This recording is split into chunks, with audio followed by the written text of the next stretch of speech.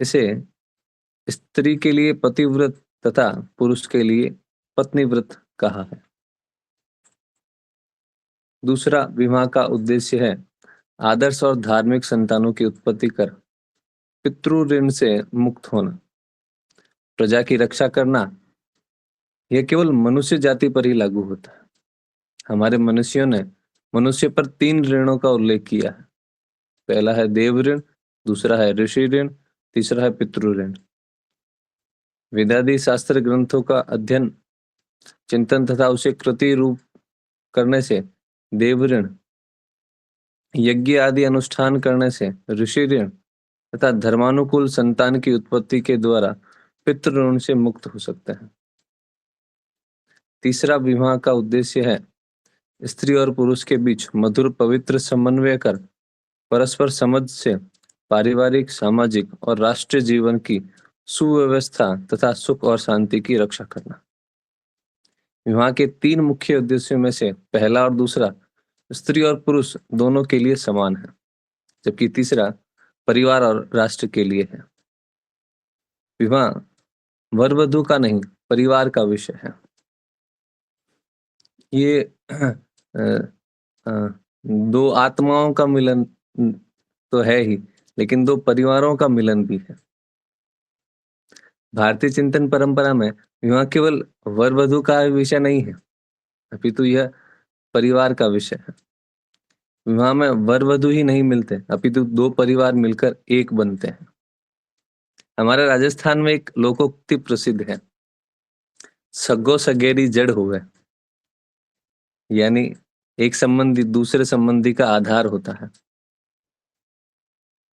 मनुस्मृति में भी विवाह के प्रयोजन के संबंध में लिखा है कि प्राचीन काल में जब स्नातक की विद्या प्राप्त कर गुरुकुल से विदा होने पर गुरु आशीर्वचन प्रदान करते हुए कहते थे कि सत्यवदम, धर्मचर, मातृदेवो भव, पितृदेवो भव, आचार्य देवो भव, अतिथि देवो भव, स्वाध्यायन प्रमदिव्यम आदि अन्य उपदेशों के साथ गुरु यह भी उपदेश देते थे कि प्रजातंतुमा वैवच्छेत्सि, अर्थात संतानोत्पादन के क्रम को मत काटना।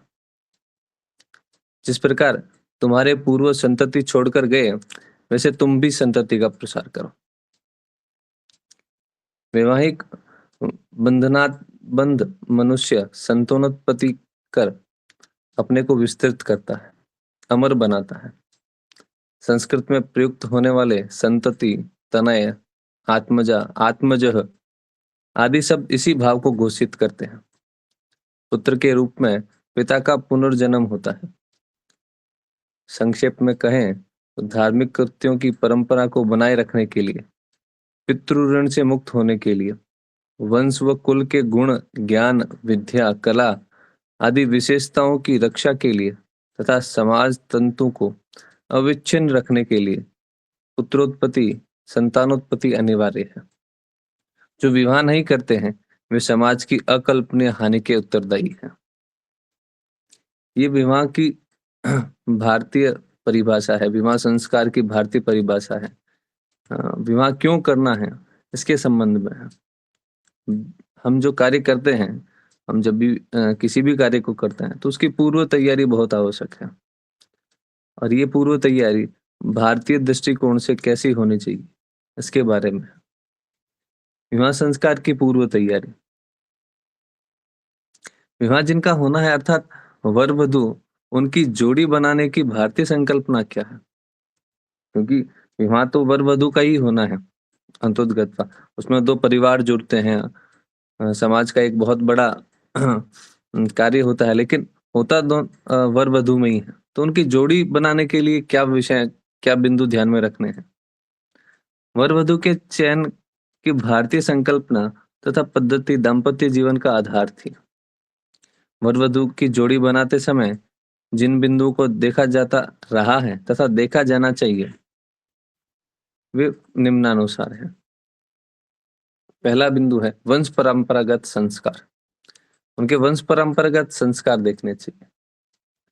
वर वधु की जोड़ी बनाते समय वंश या कुल की परीक्षा नैतिक और भौतिक दोनों दृष्टि से की जानी चाहिए। प्रत्यक्ष प्रभावकारी होने के कारण यह सिद्धांत रूप में समाज में स्थापित हो गया, जिससे व्यक्ति का महत्व कम हो गया और वंश का महत्व बढ़ गया। हमारी पीढ़ी से पूर्व विवाह तय करने से पूर्व लड़के लड़की परिवार का नैतिक चरित्र और समाज में प्रतिष्ठा देखी जाती थी। ना तो लड़के की नौकरी आदि देखी जाती थी और ना लड़की को देखा जाता था। परिवार के बड़े लोग मिलकर संबंध निश्चित कर देते थे। भारद्वाज गृह सूत्र में वर वधु चयन करते समय 4 बातें देखनी चाहिए ऐसा बताया है। पहला है धन, दूसरा सौंदर्य, तीसरा बुद्धि और चौथा है कुल। 4 में से धन के अलावा 3 गुण मिल जाए तो धन की चिंता नहीं करनी चाहिए। अब जब ये बात है तो उसमें विश्व के बाकी सभी वैज्ञानिकों ने भी इस बात को माना है। अमेरिका के डॉक्टर हुब्रुक महाशय ने निम्न कुल में विवाह करने से मना किया है, जिनमें विक्षिप्तता, गठिया, उपदंश, क्षय, श्वास, सदैव क्रोध करने वाले, नासूर जैसे रोग पाए जाते हैं। ऐसे जो वर और वधु हैं, उनको नहीं उनसे विवाह नहीं करना चाहिए। और जर्मन देश के प्रसिद्ध वैद्य ह्यूकलैंड भी इन सभी बातों का समर्थन भी करते हैं। अब ये संस्कार देखे क्यों जाते हैं? कुल वंश के संस्कार जो हैं वो क्यों देखे जाते हैं? कुल परीक्षा में अधिक सावधानी का एक महत्वपूर्ण कारण प्रजनन शास्त्र है। उक्त प्रयोजन के लिए भौतिक, बौद्धिक तथा नैतिक दृष्टि से योग्य दंपति अनिवार्यतः अपेक्षित है, क्योंकि संतान में माता-पिता के अच्छे बुरे गुणों का संक्रमण होता है। कुल के हाथ से रक्षा के लिए वर या वधु चुनने में अत्यंत सावधानी रखनी चाहिए। एक वर्तमान में हम जब देखते हैं कि बड़े संपन्न परिवारों में, तथाकथित संपन्न परिवारों में कुत्ते की नस्ल के लिए भी, विलुप्त प्रजातियों के लिए भी आज समाज में बहुत इस पर चिंतन बहुत होता है। जो पर्याय देखते हैं हम, विलुप्त प्रजातियों के लिए भी किसी विलुप्त आम बेर उसकी उन्नत किस्म की कलम के लिए भी, नीम और हल्दी के पेटेंट के लिए भी चिंता है, परंतु उत्तम संतति हेतु विचार शून्य है। हमारे महर्षियों ने शास्त्र ग्रंथों में समाज को स्वस्थ रखने के लिए विवाह हेतु वंश एवं कुल, परंपरागत संस्कार, शील, गोत्र, प्रवर, पिंड आदि के बारे में सुदीर्घ चर्चा करना आवश्यक समझा है। गोत्र और प्रवर विचार ये धर्मशास्त्र के परिप्रेक्ष्य में देखें। धर्मशास्त्र के परिप्रेक्ष्य में इनका विचार क्यों किया गया है? गोत्र का, प्रवर का और पिंड का। चतुर्वर्ग पुरुषार्थ में धर्म, अर्थ, काम और मोक्ष की साधना के लिए जीवन के निरंतर सौख्य हेतु 4 आश्रमों की स्थापना हमारे ऋषियों ने की है।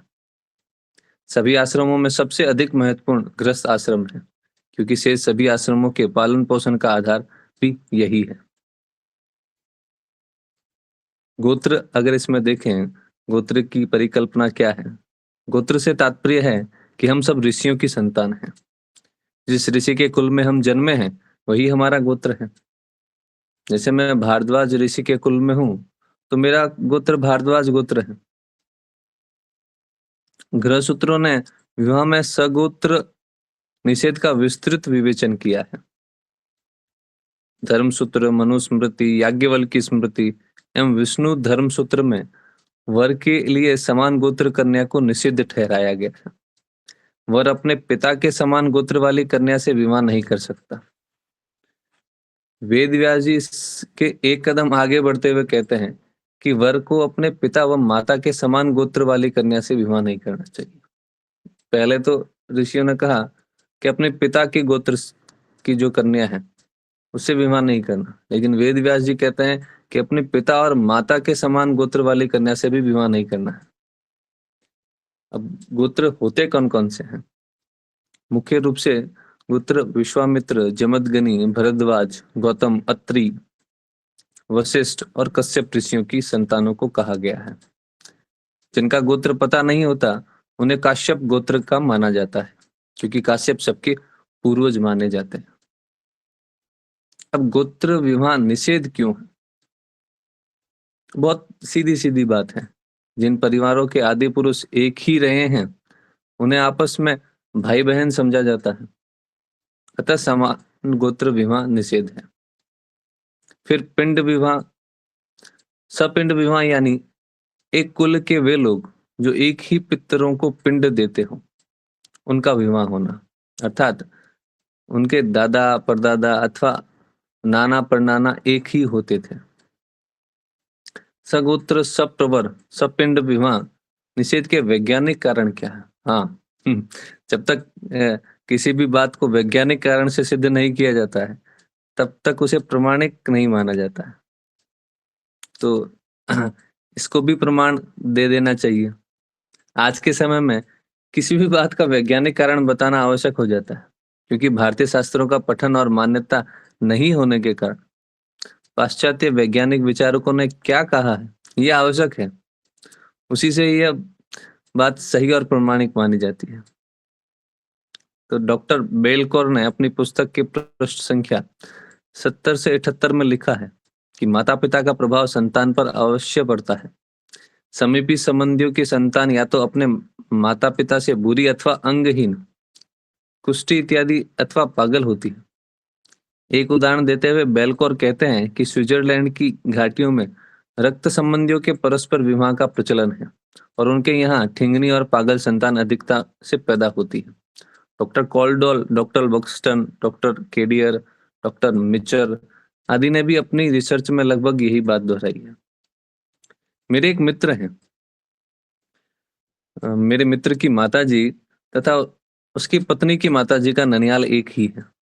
ये दोनों आपस में बहनें हैं, यानी उनका दोनों का ननियाल एक ही है। वो हाँ, आपस में दोनों बहनें हैं।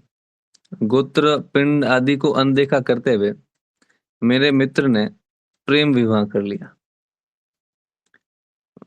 बहुत मतलब वो एक दूसरे को पहले जानते नहीं थे और इस दृष्टि से भी जानते नहीं थे कि वो अ, उस किस परिवार से है, लेकिन प्रेम तो अंधा होता है। प्रेम विवाह कर लिया तो विवाह पश्चात 2 संतानें हुई और दोनों संतानें ऑटिज्म से पीड़ित हैं। मैं बहुत दुखी होता हूँ उनको देखकर, लेकिन पूर्व में इन सब चीज़ों का जब ध्यान नहीं रखा गया, मुझे भी ध्यान नहीं था, लेकिन जब ध्यान नहीं रखा गया तो जो परिणाम आया वो बहुत दुखद है। ऐसा एक उदाहरण और बीकानेर में आता है। बीकानेर में एक मोहल्ला है पंजाब गिरन, मुस्लिम मोहल्ला है। ऐसा उदाहरण तो आप सबने भी अपने आसपास देखा ही होगा। मुस्लिम मोहल्ला है और वहाँ अ, बहुत ज़्यादा प्रचलन था। आज तो थोड़ा कम हुआ है, लेकिन उस समय तो बहुत प्रचलन था। आज से 10 वर्ष पहले तक तो बहुत ज़्यादा प्रचलन था कि वो आपस में विवाह करते ही हैं। तो वहाँ 80% की संख्या में मानसिक शारीरिक रूप से विकलांग बच्चे पैदा होते हैं और वो वैसे ही जीवन व्यतीत करते हैं। ऐसी अखबारों में बहुत बार आया है और मैंने व्यक्तिगत रूप से भी वहाँ देखा है। तो ये सगोत्र सप्रवर सपिंड विवाह के निषेध के कारण बताए। अब चौथा है, जब वर वधु की जोड़ी चयन करनी होती है तो उसके गुण और अवगुण को भी देखा जाता है। तो वर वधु का चयन करते समय शास्त्रानुसार उनके गुण तथा अवगुणों पर भी दृष्टिपात अवश्य करना चाहिए। वर्तमान में इसे अनदेखा करने के कारण समाज में दुष्परिणाम स्पष्ट देखे जा सकते हैं। सामान्य रूप में धन, रूप, स्वास्थ्य, बुद्धि और कुल यही विवाह में विचारणीय है। विभिन्न धर्म ग्रंथों में भिन्न-भिन्न बातों को प्रधानता दी गई है। अभी वर वधु के गुणों तथा अवगुणों की विस्तृत चर्चा नहीं करेंगे। अगर एक की बात करें तो वर वधु के चयन में कितने ही गुण और अवगुण विभिन्न समय में प्रस्तुत किए गए हैं। विभिन्न धर्म शास्त्रों में बहुत विस्तृत बात की है उनके गुणों के बारे में, अवगुणों के बारे में। लेकिन मैं अंतिम बात इसमें जोड़ूंगा। महाभारत में जो व्याख्या प्रस्तुत की है वो सर्वकालिक है। ये क्या है? जिनका धन और विद्या एक सी है, उन्हीं में विवाह संबंध हो सकता है। जो अपने समान कुल परिवार में विवाह करता है, उनकी नीति श्रेष्ठ है। फिर पांचवा बिंदु है वर वधु के गुणों में साम्यता। वास्तव में स्त्री के आदर्श गुण पुरुष के आदर्श गुणों के पूरक होते हैं, प्रतिरूप नहीं होते। हम एक दूसरे के पूरक परिवार व्यवस्था में, समाज व्यवस्था में हमेशा व्यक्ति एक दूसरे के पूरक के रूप में कार्य करता है, प्रतिरूप में नहीं। स्त्री के और पुरुष के दोनों के प्रकृति जनक गुण हैं। सबकी दोनों की प्रकृति है अपनी अपनी। स्त्री के प्रकृति गुण क्या है? क्षमा, प्रेम भाव, धारणा शक्ति और शारीरिक सहिष्णुता। उसी प्रकार पुरुष के प्रकृति गुण हैं तेज, त्याग, प्रतिभा, योग शक्ति, मानसिक सहिष्णुता आदि। स्त्री पुरुष के गुण परस्पर पूरक होने से साम्य कहा जाता है। हम ऐसा भी सोच सकते हैं कि प्रकृति ने ऐसा भेद क्यों किया। इसका उत्तर तो प्रकृति से ही मिल सकता है। हम तर्कयुक्त अगर कल्पना कर सकते हैं कि कुछ निश्चित उद्देश्य को लेकर प्रकृति में ऐसा बनता होगा। कार्यों और कर्तव्यों का निश्चित प्रकार से विभाजन करने हेतु भी हो सकता है। इसकी बहुत लंबी विवेचना नहीं करेंगे, लेकिन ये तो गुणों की साम्यता की बात हुई। लेकिन अ, गुणों में विपरीतता के कारण हानि क्या होती है? जब हमने साम्य की बात की तो विपरीतता की भी बात होनी चाहिए। दंपतियों के गुणों में साम्य नहीं होने से उसे विपरीत कहा जाता है। तो इन गुणों के अलावा गुण नहीं हो सकते अथवा नहीं होने चाहिए, ऐसा नहीं है। परंतु गुणों की विपरीतता होना व्यक्तिगत, सामाजिक तथा राष्ट्र की दृष्टि से बहुत घातक है। विपरीतता से आशय है स्त्री के गुण पुरुषों में होना तथा पुरुष के स्त्री में होना। अगर ऐसा होता है, ऐसा आजकल बहुतायत में होता दिखता है, ऐसे दंपतियों की संतानों में कुछ ना कुछ विकृति रहती ही है। गुणों की विपरीतता से स्त्री या पुरुष को स्वयं को तो बहुत हानि होती है, और ये होती क्यों है? क्योंकि प्रकृति से विपरीत कुछ भी होना हानिकारक ही होता है। ऐसी विपरीतता शरीर और मन के स्वास्थ्य को हानि पहुंचाती है। शरीर के अंतःस्त्रावों में विषमता आती है। मन में कई प्रकार के असंतोष बने रहते हैं। अंतःस्त्रावों की विषमता से पुरुष के शरीर में स्त्री के और स्त्री के शरीर में पुरुष के बाह्य लक्षण प्रकट होने लगते हैं, और शरीर में आने वाले यह असंतुलन बहुत पीड़ादायक होते हैं। हाँ, लेकिन एक प्रश्न ये हो सकता है कि ये तो स्त्री में अगर पुरुष के गुण अगर होते हैं तो हो सकते हैं, आवश्यकता के अनुरूप तो होना ही चाहिए, और पुरुष में भी ऐसा माँ का हृदय तो होना चाहिए। लेकिन कदाचित आपद धर्म के रूप में स्त्री या पुरुष को परस्पर के कर्तव्यों को निभाना पड़ता है, और जिन गुणों में अपनी विशेषता न होने पर भी दर्शानी पड़ती है, उसका तो निर्विरोध स्वीकार किया जा सकता है। शास्त्रों को अब भी इसमें विरोध नहीं है, परंतु यह बात नित्य नहीं बननी चाहिए। पत्नी के अभाव में संतान का संगोपन करने वाला पिता या पति के अभाव में राज्य के रक्षण के लिए युद्ध करने वाली नारी के कई उदाहरण इतिहास के पन्नों में संग्रहित है। इस प्रकार की आपद धर्म की स्थिति नित्य नहीं होती। बिना आपद धर्म के केवल शौक में, अहम के कारण, भटकाव के कारण और केवल भौतिक उपलब्धियों हेतु से अपने स्वभाव से विपरीत कार्य करने से विपरीतता आएगी ही, और इसी से अपने जीवन में एवं संतति में कई प्रकार की विकृतियां पैदा होगी या हानि होगी। इस सत्य का स्वीकार करके भी अगर कोई कुछ करता है, इन सब बातों का, गुणों के साम्य और विपरीतता का, अगर इन सब बातों का स्वीकार करते भी अगर कोई कुछ करता है तो भगवान उसका भला करे। छठा है वर कन्या के 36 गुणों का महत्व। ये मैं इसमें बहुत ज्यादा नहीं लूंगा, क्योंकि इसमें ज्योतिष की दृष्टि से बहुत कुछ विस्तृत वर्णन किया गया है। हम सब 36 गुणों के बारे में जब बात करते हैं, तो अगर लोक व्यवहार की बात करें तो 36 का आंकड़ा अच्छा नहीं माना जाता है। लेकिन ज्योतिष में 36 गुणों का मिलान ये बहुत महत्वपूर्ण है, और ये वर वधु के चयन की दृष्टि से अत्यंत आवश्यक भी है। ये अगर इन 36 गुणों की बात करें तो 36 में से 18 गुण अगर मिलते हैं तो उसे 18 से 24 ये मध्यम माना जाता है। 24 से 30 ये उत्तम माना जाता है और 30 से 36 ये श्रेष्ठ माने जाते हैं। इसमें एक अष्टकूट मिलान भी होता है। ये अष्टकूट मिलान मैं केवल नाम ही उसमें लूंगा। पहला है वर्ण विधान, दूसरा है अवश्य विधान, तीसरा है तारा विधान, चौथा है योनि विधान, पांचवा है ग्रह मैत्री विधान, छठा है गण विधान, सातवां है मकुट विधान और आठवां है नाड़ी विधान। ये इसके बहुत है, मैं इसके विस्तार में नहीं जाऊंगा क्योंकि मुझे इसकी बहुत ज्यादा जानकारी नहीं है। अ, फिर विवाह के समय सातवां, अगर वर वधु के चयन की अगर बात करें तो विवाह के समय आयु क्या होनी चाहिए। सबसे पहला भारतीय दृष्टि से ये आयु का भी बहुत महत्वपूर्ण है कि जब हम वर वधु का चयन करते हैं तो आयु क्या होनी चाहिए। सभी शास्त्र एक मत से यह विचार प्रकट करते हैं कि पुरुष में ब्रह्मचर्य आश्रम यानी 25 वर्ष पूर्ण होने पर तथा कन्या का विवाह रजो दर्शन से पूर्व हो जाना चाहिए। ये ये सुनते ही बहुत लोगों के कान खड़े हो जाते हैं और विरोध सीधा यहीं पे आता है। अलग अलग देशों में वहां की जलवायु के अनुसार यह रजो दर्शन की आयु भिन्न हो सकती है क्योंकि और आज तो और थोड़ा विकृत हुई। रजो दर्शन का संकेत क्या है। ऋतुकाल प्रकृति का यह संदेश है कि स्त्री गर्भ धारण के योग्य हो गई है।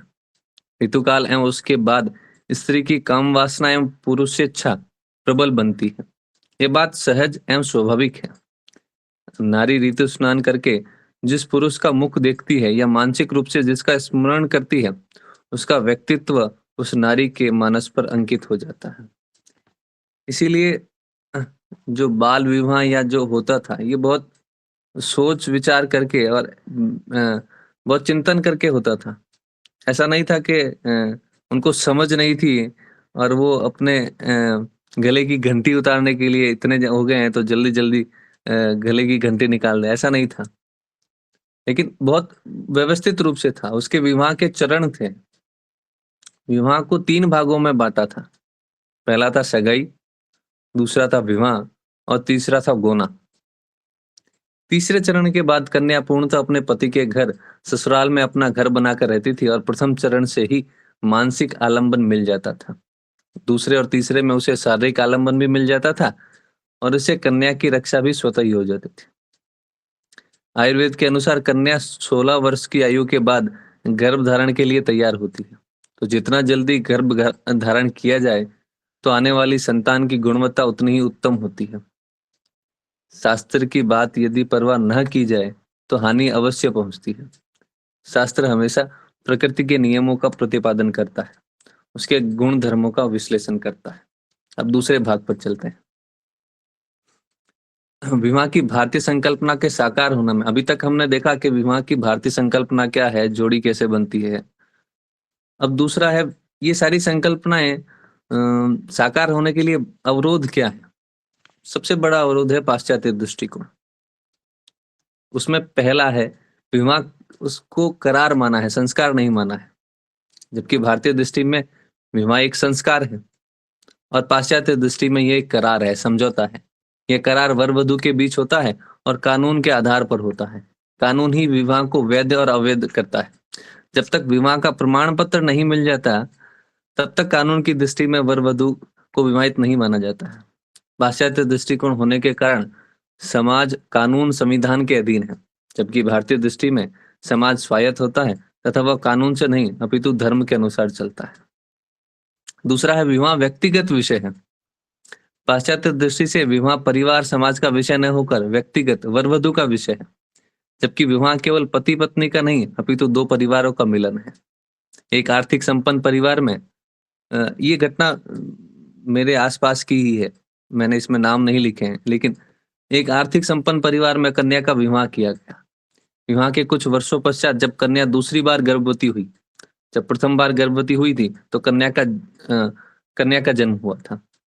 पति की अपेक्षा लड़के की थी। दूसरी बार जब गर्भवती हुई तो उसे आशंका थी कि इस बार भी गर्भ में लड़की है। तो उसने दबाव देकर पत्नी के विरोध के बाद भी गर्भपात करवा दिया। लड़की के घरवालों ने जब आपत्ति की, तो लड़के के माता-पिता ने कहा कि ये तो पति-पत्नी का विषय है जी, ये तो व्यक्तिगत विषय है उनका। जी, मैं 5 मिनट में प्रयास करता हूँ पूरा करने का।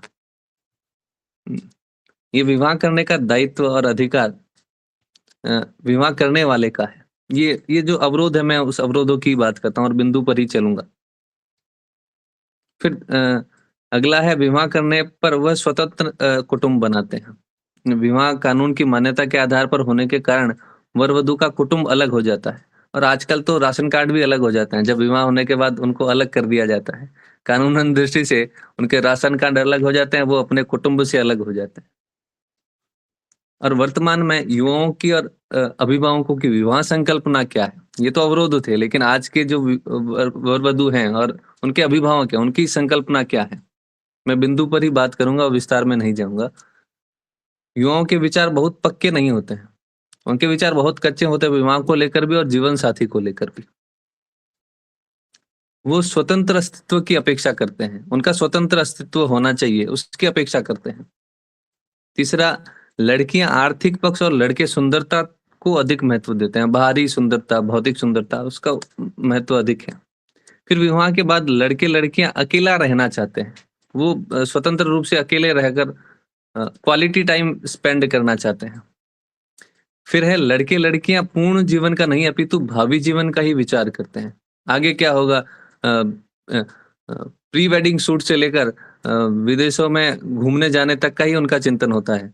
बाद में उनका चिंतन नहीं होता है उसको लेकर, जबकि वास्तविक जीवन तो उसके बाद प्रारंभ होता है। लेकिन विवाह को लेकर माता-पिता के विचार क्या हैं? माता-पिता वंश परंपरा चलाने का विचार करते हैं। अपनी ज़िम्मेदारियों को कम करना चाहते हैं और वास्तविकता भी है और ठीक भी है। और माता-पिता की यह कल्पना रहती है कि अ, उनको स्वयं की सहायता मिले विवाह के बाद और संतान साथ रहेगी, ऐसी उनकी अपेक्षा रहती है और आशा रहती है। लेकिन आज उसके विपरीत है। आज तो माता-पिता ही वैसी बड़ी-बड़ी नौकरी के कारण उनको बाहर जाना पड़ता है और एक इसमें बहुत उदाहरण मैं 1 मिनट और लूँगा उसमें। एक उदाहरण अगर देखें, तो कहते हैं बहुत बार गाँवों में भी कि बच्चा कुछ पढ़ लेता है, तो गाँव छोड़ देता है। थोड़ा और पढ़ लेता है, तो शहर छोड़ देता है। और अधिक पढ़ लेता है, तो देश छोड़ देता है। तो ये जो साथ रहने की अपेक्षा है, तो माता-पिता ही उसे पहले ही नकार देते हैं। लेकिन समाधान क्या है? समाधान की बात करें, तो समाधान जिस प्रकार 40 से अधिक संस्कारों का प्रचलन था पहले, फिर 28 संस्कार हुए, फिर नैमिषारण्य में मंथन के बाद 16 संस्कारों का प्रचलन हुआ, उसी अनुसार युगानुकूल परिवर्तन करते हुए संस्कारों का निर्धारण कर, उनका क्रम भी निर्धारण करना की आज की आवश्यकता लगती है। उसी प्रकार वर्तमान युग के अनुसार विवाह संस्कार पूर्व तैयारी एवं स्वरूप को गर्भाधान से पहले प्रथम संस्कार के रूप में स्थापित करने की नितांत आवश्यकता मुझे लगती है। उसमें क्या करना है? संतानों का विवाह करवाना, योग्य बनाना, ये माता-पिता का दायित्व है। इस दायित्व को पुनर्बोध उन्हें करवाने की आवश्यकता रहेगी। इसके मैं विस्तार में अभी नहीं जाऊँगा। फिर भविष्य के वर-वधू जो हैं, उनके शिक्षण की भी व्यवस्था की बहुत आवश्यकता रहेगी। उनका और सबसे ज़्यादा इसमें अगर मैं कहूँ, तो ये शिक्षण की व्यवस्था कुटुंब में ही हो सकती है। एक प्रकार ऐसा भी हो सकता है कि आज के महाविद्यालय, विश्वविद्यालयों में हम ऐसा पाठ्यक्रम निर्धारित करें, लेकिन केवल पाठ्यक्रम निर्धारित कर देना, तो ये परीक्षा का ही विषय हो जाएगा। और ये विषय हम जब बात करते हैं, तो ये कुटुंब का विषय है। तो कुटुंब में शिक्षा और कुटुंब की शिक्षा, ये बहुत महत्वपूर्ण है इसके लिए। तो ये सारी व्यवस्थाओं में गृहस्थाश्रम की पूर्व तैयारी उनको करवाना, ये सबसे महत्वपूर्ण रहेगा। इन सब बातों में जब हम भविष्य के वर-वधू के शिक्षण की व्यवस्था करें, तो उनके गृहस्थाश्रम की पूर्व तैयारी करवाना, ये सबसे महत्वपूर्ण रहेगा और वो रहेगा कुटुंब में ही। इसमें विभिन्न सांस्कृतिक, सामाजिक संगठनों को संयुक्त रूप से प्रयास करने होंगे और ऐसे संगठनों को संयुक्त रूप से प्रयास करके आगे बढ़ना होगा, इस विषय को आगे ले जाना होगा और इस विषय पर उन संगठनों का भी शिक्षण और प्रशिक्षण की आवश्यकता रहेगी और उसकी अगुवाई अगर इन शिक्षण और प्रशिक्षणों की अगुवाई अगर कोई कर सकता है, तो वो है पुनरुत्थान विद्यापीठ। क्योंकि समग्रता में विचार करते हुए विवाह संस्कार पूर्व तैयारी एवं स्वरूप जैसे वर्ग विगत कई वर्षों से पुनरुत्थान विद्यापीठ आयोजित कर रहा है। तो ऐसे शिक्षण और प्रशिक्षण विद्यापीठ के माध्यम से आगे बढ़ेंगे और ये विवाह संस्कार पूर्व तैयारी एवं स्वरूप एक नए रूप में युगानुकूल संस्कार के रूप में प्रस्थापित होगा। ऐसी आशा और विश्वास के साथ मैं अपना विषय यहीं पूर्ण करता हूँ।